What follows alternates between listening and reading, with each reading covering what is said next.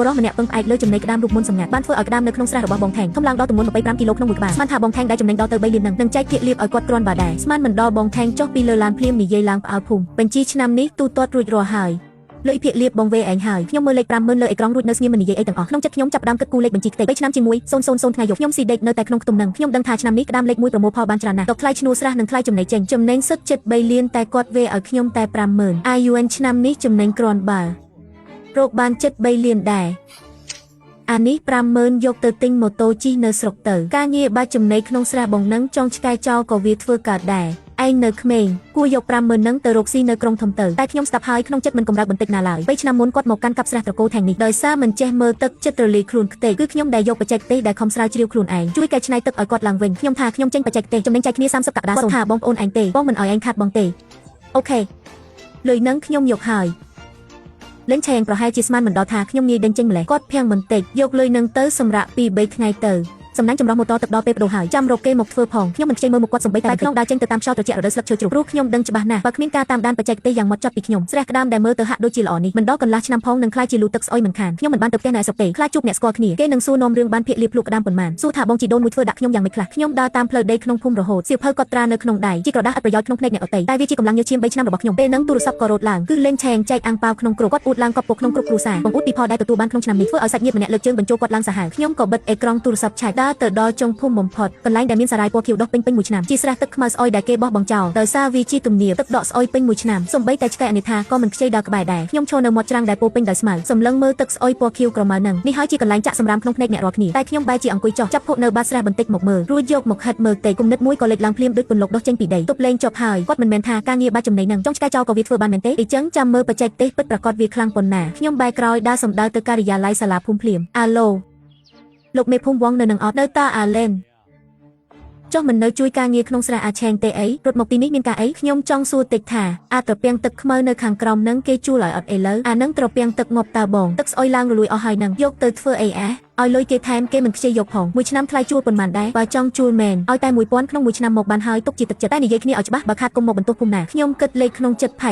50000ល្មមជួលត្រពាំងនឹងបាត់នៅសល់លុយទិញម៉ាស៊ីនចម្រោះទឹកទៀតជាមួយវត្ថុធាតុដើមផ្សេងខ្ញុំជួល5ឆ្នាំស៊ីញ៉េកុងត្រែលើមកទៅលីងកុំឆៅឆៅពេកអីអាខ្លាំងទៅតែរកលុយបានច្រើនកុងត្រាមកខ្ញុំស៊ីញ៉េឲ្យស៊ីញ៉េឲ្យផ្ដិតមេដៃរួចរាល់ខ្ញុំក៏រត់ទៅត្រពាំងទាំងចិត្តរំភើបអាត្រពាំងខ្មៅចោលនឹងធំគ្រាន់បើដែរស្លែពណ៌បៃតងចាស់ក្រាស់ដូចលាបថ្នាំអញ្ចឹងរកពីលើផ្ទៃទឹកចិត្តឆឹងក្លិនស្អុយឡើងឈួរច្រមុះអ្នកភូមិមើលថាខ្ញុំជួកន្លែងនឹងនាំគ្នាមកមើលចាំសៅចំអកឲ្យគ្រប់គ្នាអាយុនវាឈួតបាត់ហើយមែនកន្លែងកាក់សំណល់នឹងចិញ្ចឹមអីកើតអាខ្លាំងឲ្យប្រាក់ខែបង្កើន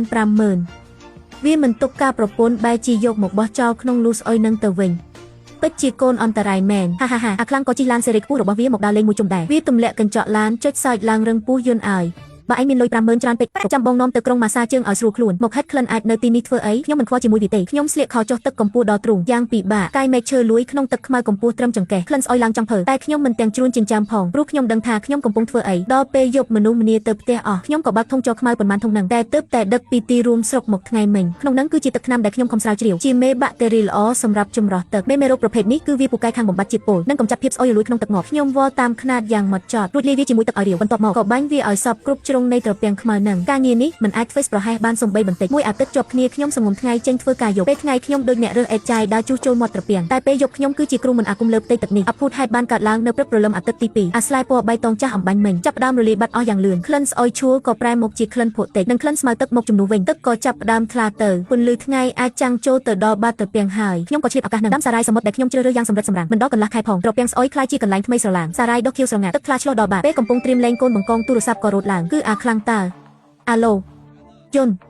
តនៅកាយអាចក្នុងលូនឹងទៀតមែនបងទៅប្រកមួយបាន2-3នាក់នៅភ្នំពេញឲ្យប្រាក់ខែមួយថ្ងៃ80ឲ្យមកបាច់ចំណេញឲ្យបងឯងនៅលេងភក់ឲ្យសបាយទៅចោះចាំចូលឆ្នាំបងឲ្យក្តាមសល់2-3ដឹងហើយខ្ញុំក៏ចិត្តបិទស្ងប់ស្ងាត់ដូចទឹកបឹងនៅពីមុខអីចឹងអាខ្លាំងវានៅឯក្រុងកំពុងដើរលេងយឺហាដោយមិនដឹងខ្លួនតតែសោះថាការសងសឹករបស់ធម្មជាតិវាសាហាវប៉ុណ្ណាខ្ញុំដើរទៅមាត់ត្រពាំងរួចបើកធុងស្នល់កម្ដៅប៉ុន្មានចុងក្រោយនោះសម្លឹងមើលជីវិតតូចដ៏ថ្លាឆ្វង់ទាំងនេះតែកំពុងហែចូលទៅក្នុងស្មៅទឹកដ៏ថ្លាខ្ញុំដកសៀវភៅមកបើកទំព័រថ្មីហើយក៏ត្រាសីតនភាពទឹកនិងចំនួនកូនក្តាមដែលដាក់ថ្ងៃនេះក្រោយព្រោះកូនក្តាមក្តាប់ចុងក្រោយរួចមេឃចិត្តភ្លឺហើយខ្ញុំក៏ដើរទៅផ្ទះកាត់អាប់ពេលព្រឹកការដែលសម្រាប់ចិត្តជួលអាត្រពាំងចោលនេះដំបូងគឺវាដូចជាឆៅឆៅបន្តិចតែលើពេលដែលត្រជាក់ចិត្តវិញសម្ពាធដ៏ធំសម្បើមក៏បុកមករកខ្ញុំភ្លាមលុយសន្សំទាំងប៉ុន្មានគឺចាក់ចូលក្នុងនឹងអស់ហើយរាល់យប់គឺបារម្ភខ្លាំងដូចដើរលើទឹកកកស្ដាងរឿងមើលថែទឹកនឹងអាត្រពាំងនេះដូចជារណ្ដៅឥតបាត់អី ចឹងវាលេបប្របាក់កម្លាំងញើសឈាមខ្ញុំអស់លីខ្ញុំដឹងថាខ្ញុំមិនអាចចាញ់បានទេត្រូវតែជោគជ័យឲ្យខាងតែបានមិនមែនគ្រាន់តែចង់បានដើមមកវិញទេតែគឺដើម្បីលៀងខ្មាស់យកមុខមាត់មកវិញប៉ុន្មានខែបន្ទាប់មកខ្ញុំធ្វើខ្លួនធម្មតាដូចរាល់ឆ្នាំអីចឹងលុះដល់រដូវកាលចូលមកដល់ក្នុងភូមិចាប់ផ្ដើមរវល់ខ្លាំងទៀតហើយពេលអ្នកផ្សេងសួរថាឆ្នាំនឹងមានគម្រោងធ្វើអីខ្ញុំក៏ឆ្លើយដោះសារតាមបែបចាស់ដែលឲ្យរួចតែពីមាត់មនុស្សជាច្រើនមើលមកខ្ញុំដោយខ្សែភ្នែកអាណិតអាសូរជួនកាលនៅតែយកអាតពាំងងាប់របស់ខ្ញុំមកធ្វើជារឿងកំ pl ែងសើចចំអកទៀតខាងអាខ្លាំងវាអាចនឹងឆេវឆាវបន្តិចមែនតែយ៉ាងហោចណាស់វាក៏ឲ្យលុយស្រួលដែរចុះឯងមកកវល់ចង់ងាប់ជាមួយអាតពាំងស្អុយនឹងធ្វើអីមែនហើយសម័យនេះធ្វើអីក៏មិនមែនស្រួលដែរ